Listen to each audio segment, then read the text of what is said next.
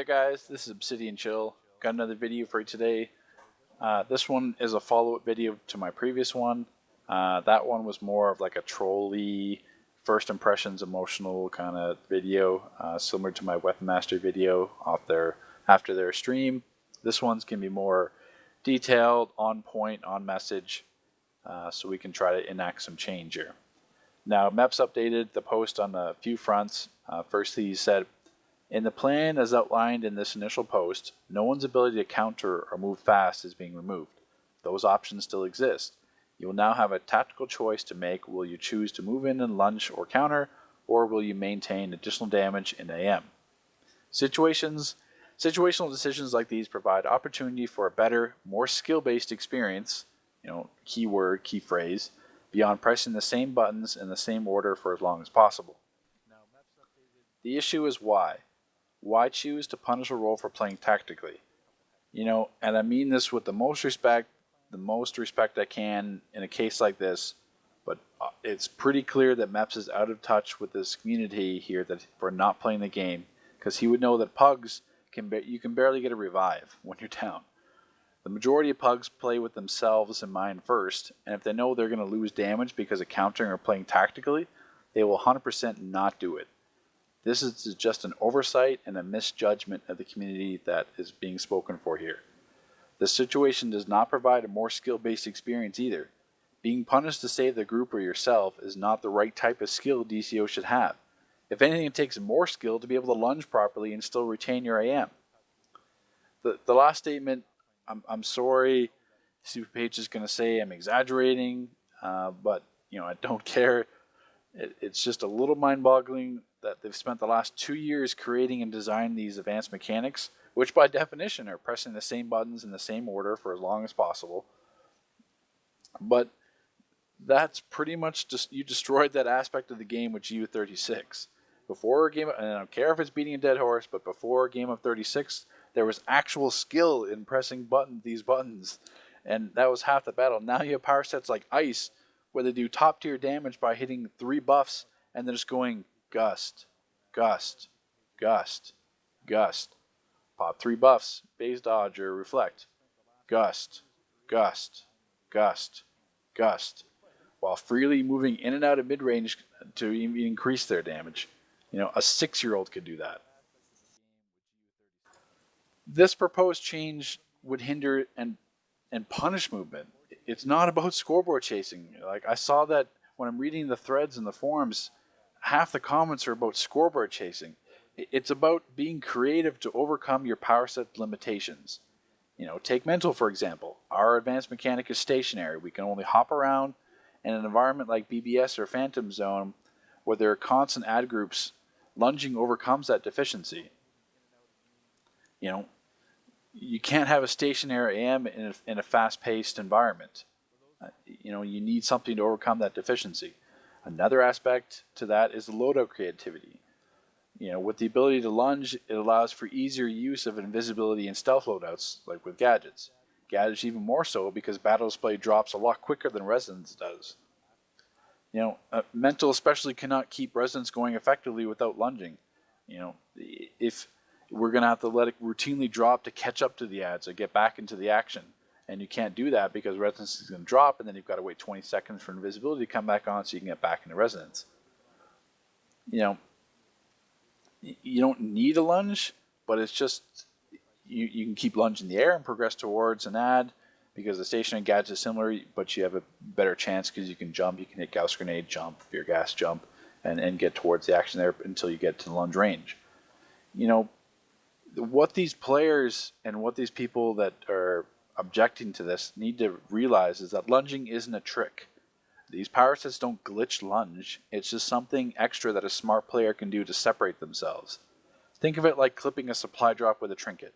It's nothing special. You wouldn't think anything of it.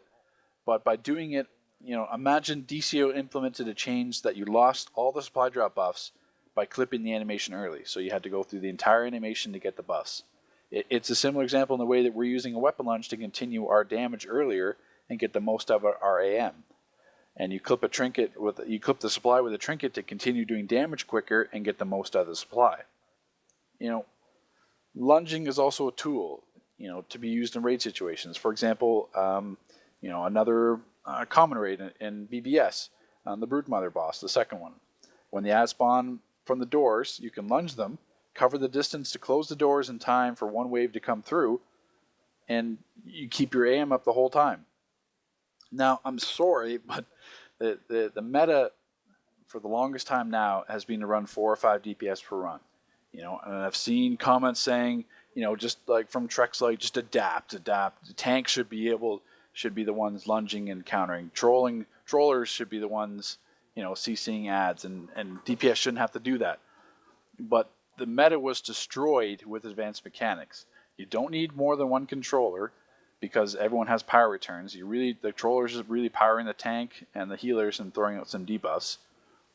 The healer, you don't need any damage because everything is focused on the tank. There's very splash damage based. If anything, it's just melee damage, splash damage. There's no danger if you're range or even mid-range really in most raids now. The only situation where you need 2 healers is if it's environmental damage, like in the last round BBS or Happiness Home with the lasers. Tanks can't do anything about that. That's environmental damage. You can still solo heal through it if the healer's good enough, but most likely you need 2 healers just to cover that environmental damage.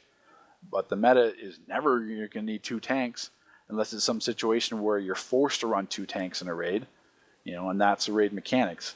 But the issue is most of these metas are broken anyway because we gear up so quickly now that we overgear the content, or people are replaying and overgearing the content where you don't need to run those metas because everyone's geared enough for it. I'm sorry, but that's not the player's fault. That's your fault for having so much content out, gearing up so quickly. I know the CR scaling is going to change, but still the stats are going to be way out there. So the meta is always going to be 4 or 5 DPS per run. There's no reason to punish that DPS role by dropping their AM where they could otherwise do the objective while keeping their AM active. Wouldn't you say that's more skillful? I'm doing the objective, I'm helping the group, I'm still keeping my damage up, which is helping the group as well because I'm a DPS role, that's my job. People realize that I may bring up the same counterpoint in the scoreboard chasing, but you can just as easily restart your AM. That's what people are going to say. Well, you can just let it drop and start it up again.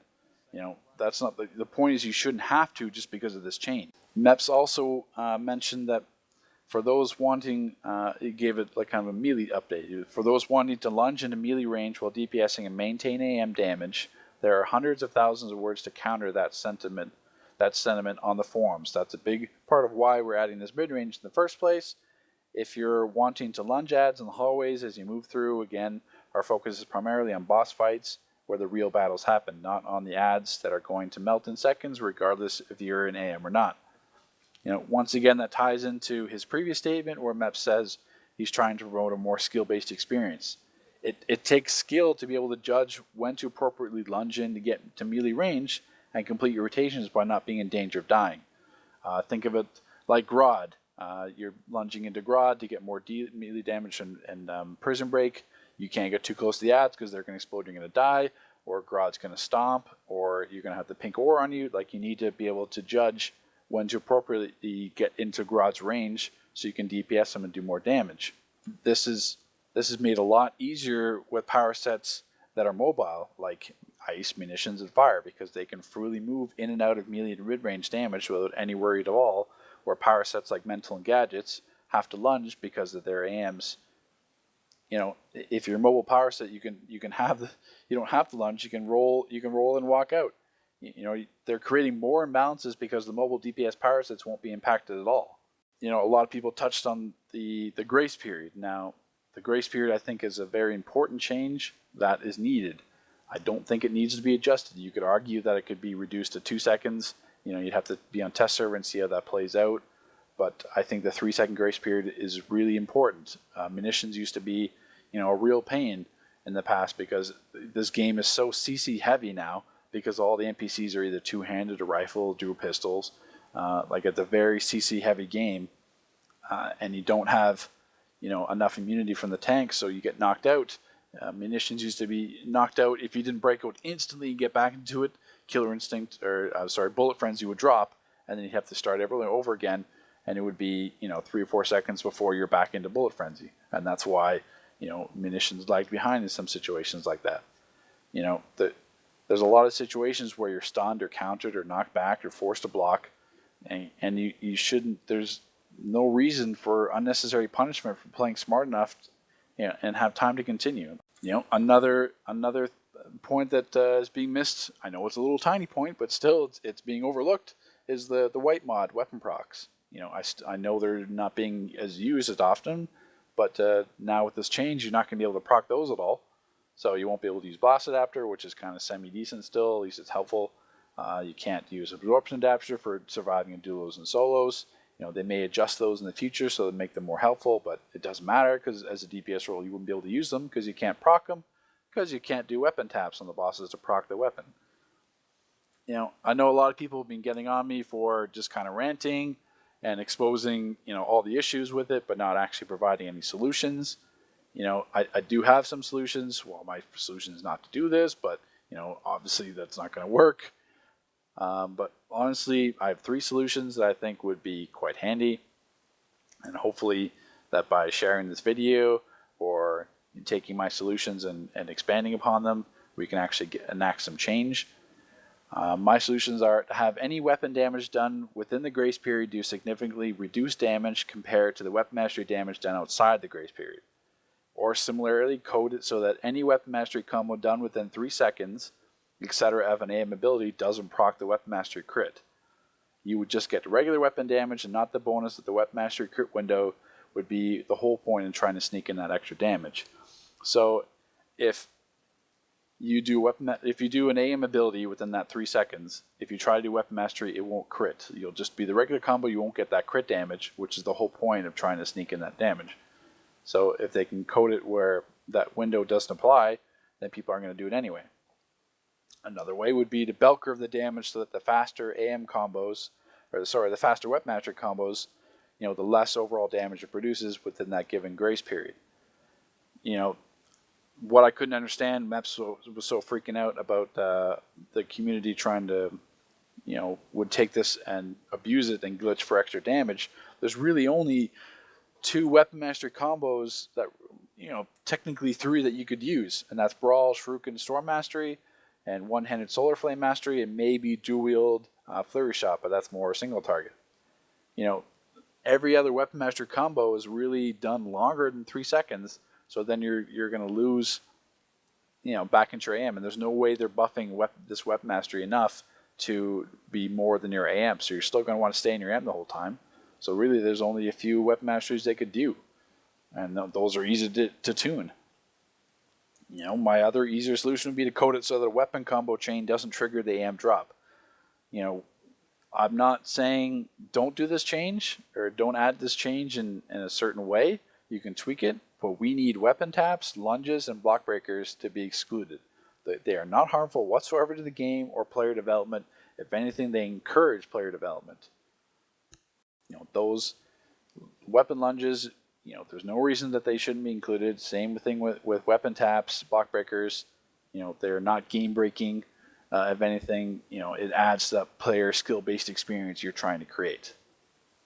So take this video as it is, share it, take the points that you like of mine, get it out there on the forums, because, once again, being a dead horse, I can't do that. So please, we've had so many changes that we have disliked as a community go through just because either they weren't tested or we weren't vocal enough. Some of these are getting rolled back, but it's time for us to step up and put our foot down. Don't listen to the people saying, oh, it's just scoreboard chasing. Don't worry about them. I love the change. Sorry, but a lot of those people are idiots who cannot see the bigger picture. Don't listen to those people that just say just adapt and deal with the change. We shouldn't have to do that. Find a solution that works for everyone, like the whole community involved, and then we'll move on that. Thanks, you guys. Take care.